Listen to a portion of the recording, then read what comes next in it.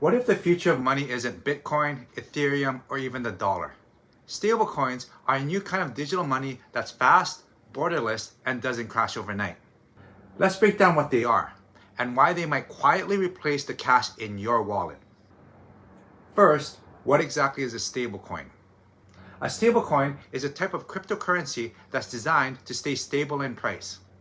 Unlike Bitcoin or Ethereum, which can swing wildly in value, stablecoins are usually pegged to a traditional asset, most commonly the US dollar. Think of it like this: 1 USDC or 1 USDT is meant to always be worth 1 US dollar.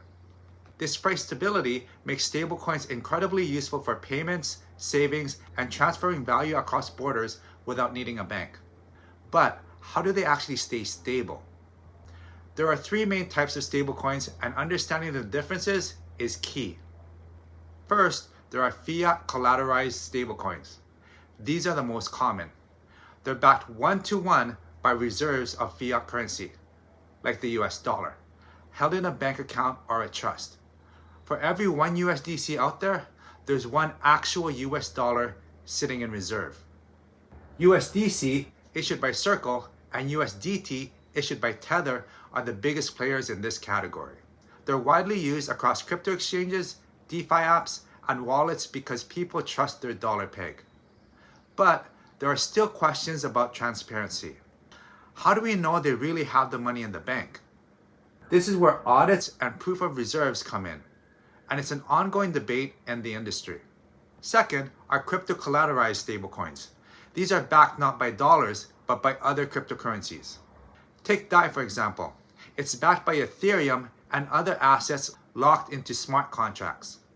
Because crypto is volatile, these stablecoins are often over-collateralized. You might need to lock up $150 worth of ETH in order to mint $100 worth of DAI. The upside is decentralized. There's no central issuer like a company or bank. The downside, if crypto crashes too hard, the system can unwind quickly. And third are algorithmic stablecoins. Now, this is where things get risky. Algorithmic stablecoins use computer code and supply-demand mechanics to try to maintain their peg with no actual collateral. The most famous example was TerraUSD. It collapsed in 2022, wiping out billions of dollars and probably more than a few laptops from frustrated investors. These days, algorithmic stablecoins are like that 3 at your cousin's wedding. Technically it's an option, but no one really wants to touch her. So if fiat-backed and crypto-backed are the main players, why do stablecoins matter so much? Because they're becoming the digital cash of the internet. Let's talk about how they're being used today. First are remittances. Sending money across borders through banks can take days and cost a ton in fees. With stablecoins, you could send value across the world in seconds for a fraction of the cost. For example, from Canada, I could send $100 in USDC to my aunt in the Philippines instantly, with almost zero fees, and they don't need a bank. That right there is game-changing. Plus, there are no awkward lineups at Western Union, no paperwork, and no clerk asking you if you're sure about this transfer. Just a few taps and you're done. Even grandma could learn this faster than how to use the latest iPhone. Second is trading and investing. Stablecoins are the lifeblood of crypto exchanges. They let traders move in and out of volatile positions without going back to traditional fiat. Think of them like digital cash in your account. Always ready, always stable. Why is that a big deal? Because going back to fiat often means delays, extra fees, and sometimes even triggering tax events.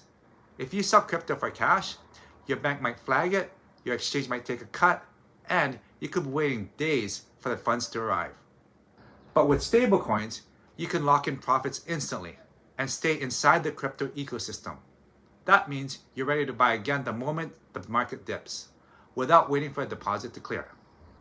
Third are DeFi and savings. Many people are earning yield on stablecoins by lending them out on DeFi platforms.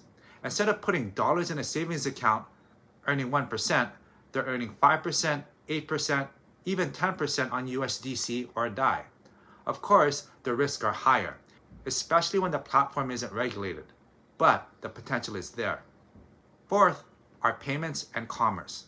Companies like PayPal and Stripe are already integrating stablecoins into their payment systems. You might not even know it, but soon you could be buying your coffee using a stablecoin behind the scenes. That brings us to the big question. Are stablecoins the future of money? Here's why they might be. Number one, they combine the best of both worlds. They have the speed and flexibility of crypto with the price stability of fiat. That makes them much easier for everyday people to use. Number two, they're programmable. You can build smart contracts around them, automate payroll, set up recurring payments, all without needing a bank or a middleman. Number three, they're borderless. Stablecoins don't care about geography. If you have a phone and internet, you can use them instantly, anywhere in the world. But there are challenges too. Regulation being a big one. Governments are scrambling to figure out how to regulate stablecoins. Some want to treat them like banks. Others want to ban certain types altogether. In the US, stablecoin issuers may soon need banking licenses. In Canada, regulators are starting to draft clearer rules too. And then there's the question of trust. Do you trust the issuer? Do you trust the reserves? Do you trust the code? Stablecoins might feel safe, but not all are created equal. Just because it's pegged to the dollar doesn't mean it's 100% safe. So what should you do as a crypto beginner? Here are a few tips. Stick to well-known stablecoins like USDC or DAI. These have the most transparency and usage. Avoid algorithmic stablecoins unless you know exactly what you're doing. Use stablecoins as a tool for saving, transferring, or earning, but don't treat them at zero risk. And always do your research on the issuer. Check if they're audited and how they manage reserves. And most importantly, never keep all your funds in one place. Diversify. Stablecoins are powerful, but just like any tool, they come with risks. So, are stablecoins the future of money? They might be. They're already reshaping how we store value, send money, and interact with digital finance. And whether governments love it or not, stablecoins are here to stay. Do you trust stablecoins? Or are you sticking to cash? If you found this video helpful, make sure you watch this video here next.